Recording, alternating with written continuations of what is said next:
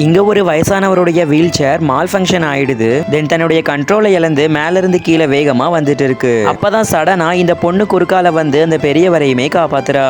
தென் அந்த பொண்ணுமே தன்னுடைய கையில இருக்கிற அந்த டாட்டூவை காட்டுறா. இந்த சிம்பிள் என் கையில இருக்கிறதுனால யாராலுமே எனக்கு ஆபத்தை ஏற்படுத்த முடியாது, எனக்கு எந்த மாதிரியான ஆபத்தும் வராது அப்படின்னு சொல்லிடுவா. தென் அந்த இடத்துக்கு இந்த சிஇஓவும் அவருடைய அசிஸ்டன்டும் வந்துடவே இந்த பொண்ணுக்குமே தேங்க்ஸ் சொல்றாங்க.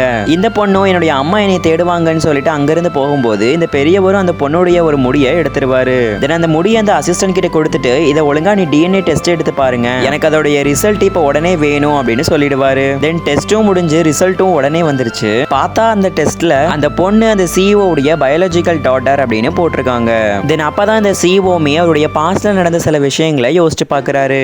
தென் இந்த பொண்ணுமே அன்னைக்கு சிஇஓ உடைய இருந்திருப்பாங்க. தென் அவங்க அங்க இருந்து போகும்போது ஒரு $200 இங்க வச்சுட்டு போயிருந்திருப்பாங்க. தென் இந்த ரிசல்ட்டை பார்த்துட்டு இந்த பெரியவர் ரொம்பவே சந்தோஷப்பட ஆரம்பிச்சிட்டாரு. ஏன்னா அவருடைய பேத்தி கிடைச்சிட்டான்னு.